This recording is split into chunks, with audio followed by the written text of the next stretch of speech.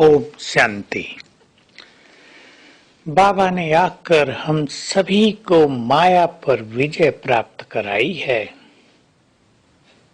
इस माया का ज्ञान तो हमें हजारों वर्ष से था। ऋषि मुनि और आचार्यों ने भी इस माया के बारे में बहुत कुछ कहा था, परंतु कोई भी माया को जीतने की विधि नहीं बता पाया था। बस माया को जीतो, यही लोग कहते थे।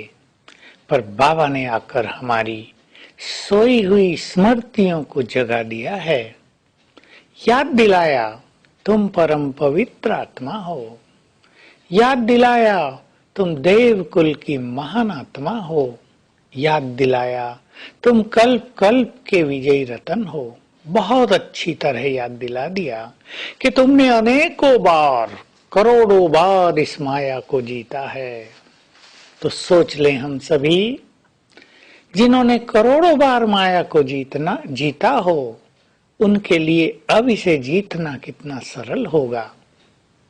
तो याद दिलाया तुम विजय माला के मणके हो, तुम विजय रतन हो। तुम तो ऐसे मणके हो जिन्हें स्मरण करके भक्त भी समस्याओं से मुक्त हो जाते हैं। तो हम स्मृति में लाएं, मैं विजय रतन हूँ। कल्प कल्प मैंने इस माया को जीता है, काम को जीता है, क्रोध को शांत किया है, लोभ से मैं मुक्त हुई हूँ, मोह ममता से मैंने कोई नाता नहीं रखा और अहंकार को तो मैंने सदा के लिए विदाई दे दी थी। रही बात ईर्षा, द्वेष, घृणा, तेरा, मेरा, व्यर्थ चिंतन, ये सब तो मेरे सब्जेक्ट ही नहीं हैं। तो मैं विजयी हूँ, मुझे पुनः विजयी बनना है, ये नशा हमें हो जाना चाहिए।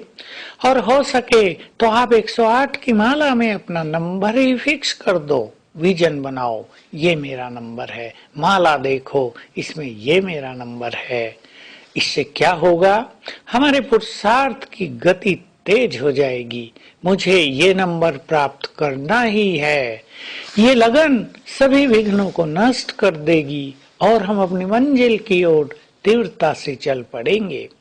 जितना जितना हमें विजय का नशा होता जाएगा, विजय रतन होने की खुमारी चढ़ती जाएगी, उतना उतना हमारे अंदर की सोई हुई शक्तियां जागृत होंगी और वो हमें माया को जीत पहनाने में बहुत बड़ी भूमिका निभाएंगी। तो माया को जीतने के लिए जहां श्रेष्ठ ज्ञान की आवश्यकता है, जहां योग बल की आवश्यकता है, वहीं तीसरी चीज स्मृति स्वरूप होने की भी आवश्यकता है। वास्तव में हमारी स्मृति स्वरूप स्थिति बहुत श्रेष्ठ स्थिति है।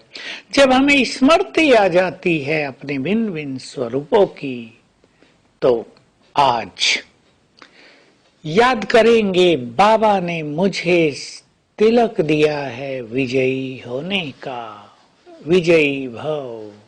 सीन सामने लाएंगे, बाप दादा सामने खड़े हैं, अपना वरदानी हाथ मेरे सिर पर रख दिया है, मस्तक पर तिलक लगाया और कहा बच्चे विजयी भव। ये पुराने संस्कार तुम्हारे नहीं हैं, तुम्हारे तो असली संस्कार देव संस्कार हैं। विजयी भव, स्वीकार कर लें, बाबा ने हमें माया पर विजय पाने का वरदान दे दिया है।